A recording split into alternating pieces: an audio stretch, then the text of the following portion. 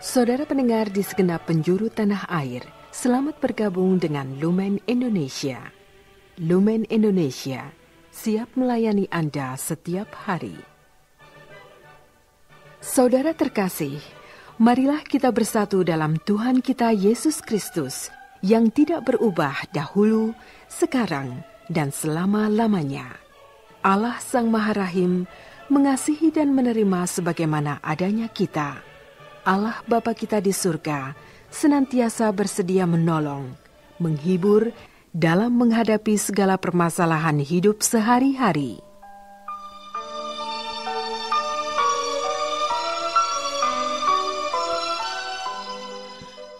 Saudara-saudari, marilah kita mendengarkan renungan dengan judul Mengapa kamu melanggar hukum Sabat?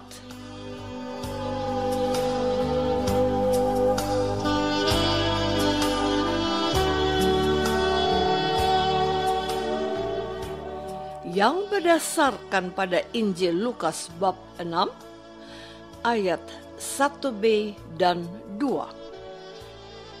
Murid-muridnya memetik bulir gandum dan memakannya, sementara mereka menggisarnya dengan tangannya.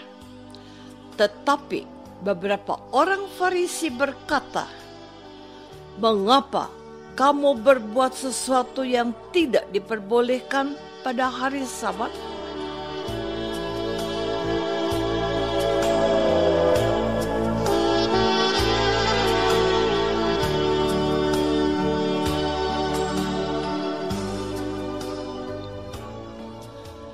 Dalam nama Bapa dan Putra dan Roh Kudus. Amin. Saudara-saudari terkasih dalam nama Tuhan Yesus Kristus. Waktu membaca perikop Injil yang diwartakan oleh liturgi gereja hari ini, saya tertarik pada kata-kata orang Farisi ini. Mengapa kamu berbuat sesuatu yang tidak diperbolehkan pada hari Sabat? Kalimat ini meluncur dari mulut orang-orang Farisi yang sangat berpegang pada aturan-aturan hukum agama, termasuk hukum tentang Sabat.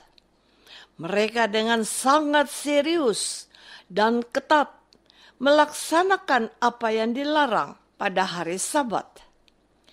Hari Sabat dihormati sebagai hari istirahat, sebab Yahweh beristirahat pada hari ke-7. Karena itu, mereka meneladan Allah yang berhenti menciptakan semesta alam. Menghormati hari Sabat artinya menunjukkan kesetiaan kepada Allah.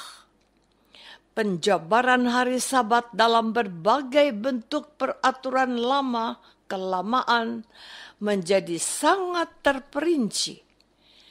Banyak larangan pada hari tersebut. Larangan untuk mempersiapkan makanan, untuk menyalakan api, untuk mengumpulkan potongan kayu, membantu hewan dan manusia dalam bahaya, dan masih banyak yang lainnya. Para murid Yesus yang memetik bulir gandum dan memakannya, sementara mereka menggisarnya dengan tangannya, ditegur oleh orang Farisi karena mereka melanggar aturan Sabat. Saudara-saudari terkasih, ditegur seperti itu, mereka tidak menjawab karena kepergok melanggar apa yang dilarang oleh hukum Sabat. Yesus yang ada di situ segera menjawab mereka, "Tidakkah kamu baca apa yang dilakukan oleh Daud ketika ia dan mereka yang mengikutinya lapar? Bagaimana ia masuk ke dalam rumah Allah dan mengambil roti sajian, lalu memakannya dan memberikannya kepada pengikut-pengikutnya. Padahal roti itu tidak boleh dimakan kecuali oleh imam-imam. Kata Yesus lagi kepada mereka, Anak manusia adalah Tuhan atas hari Sabat. Tidak ada catatan atas reaksi balik dari orang-orang Farisi ini terhadap jawaban Yesus. Kutipan dari Perjanjian Lama, yaitu 1 Samuel bab 21 ayat 1-6 dan Imamat bab 24 ayat 9. Yang diperdengarkan kepada orang-orang Farisi itu adalah sesuatu yang sangat mereka kenal. Pelanggaran yang dilakukan oleh Raja Daud yang sangat mereka hormati menjadi jawaban yang telah tak terbantahkan. Daud melanggar larangan itu karena mereka harus tetap hidup dan tidak kelaparan. Saudara-saudari terkasih, Tuhan Yesus pertama-tama bukan sedang membela apa yang dilakukan oleh para muridnya, yang menurut hukum Sabat memang salah. Tetapi Yesus mau mendidik para pendengarnya, para muridnya dan orang-orang Farisi, serta mereka yang hadir di sana, bahwa mereka harus tahu bahwa Dialah yang harus didengarkan. Dia adalah Tuhan atas hari Sabat. Dia yang memutuskan dan mendidik mereka apa yang boleh dan tidak boleh dilakukan pada hari Sabat. Yesus menghadirkan contoh tindakan benar seorang Raja Daud, sekalipun harus melanggar aturan, tidak boleh makan sajian yang dikhususkan untuk para imam. Daud yang mereka hormati lebih mengutamakan kehidupan para pengikutnya yang sedang butuh makanan. Hidup manusia itu lebih penting daripada sekedar melaksanakan hukum saja. Bahkan di tempat lain, Yesus menegur mereka ketika ia berkata kepada orang-orang Farisi itu, katanya, "Siapakah di antara kamu yang tidak segera menarik keluar amaknya atau lembunya kalau terperosok ke dalam sebuah sumur, meskipun pada hari Sabat?" Lukas bab 14 ayat 5. Dan mereka tidak sanggup membantahnya. Inilah kesempatan indah yang dihadirkan Yesus untuk para pengikutnya dan mereka yang menegur mereka, karena persoalan apa perlu menaati hukum Sabat. Tuhan Yesus tidak bermaksud menghapus satu titik atau iota dari hukum Taurat. Namun, mereka harus menghayati hukum itu diadakan untuk manusia dan kesejahteraan hidupnya, bukan manusia untuk hukum. Hukum tidak boleh dilaksanakan secara membabi buta. Jangan menjadi manusia yang legalistik, melainkan menjalankannya untuk memuliakan hidup manusia. Saudara-saudari terkasih, mengapa kamu melanggar hukum?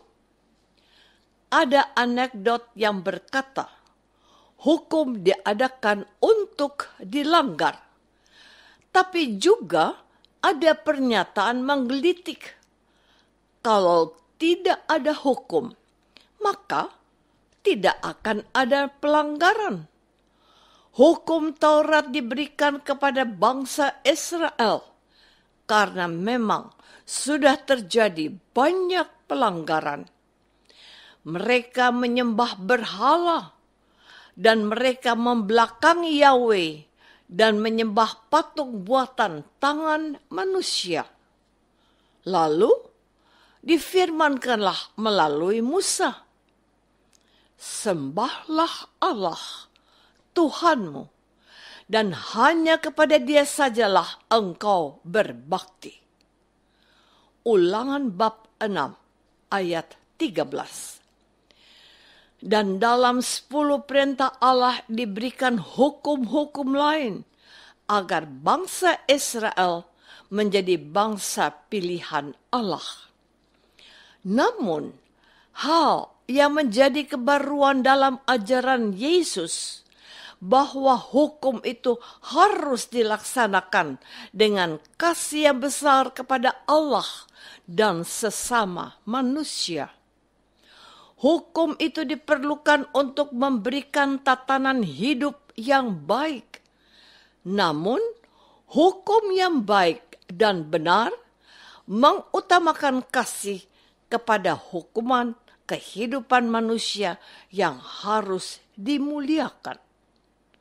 Tidak ada hukum yang lebih besar daripada hukum kasih. Kasih kepada Allah dan manusia.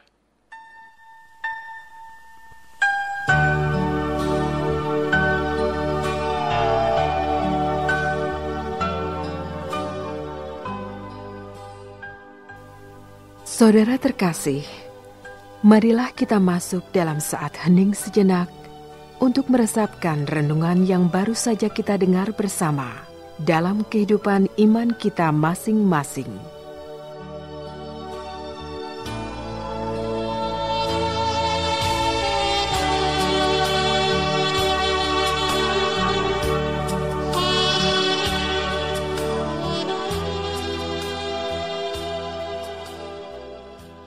Apakah aku sudah melaksanakan hukum Tuhan dan memuliakan kehidupan manusia? Marilah kita berdoa. Bapa yang Maha Baik, terima kasih untuk didikan Tuhan Yesus, agar kami menghargai nilai-nilai kehidupan. Bantulah kami untuk menjadi murid Yesus yang mendengarkan sabdanya dan melaksanakan kehendak-Mu. Dialah Kristus, Tuhan kami. Amin. Semoga kita semua selalu dinaungi dan dibimbing oleh berkat Allah yang Maha Kuasa. Dalam nama Bapa dan Putra dan Roh Kudus. Amin.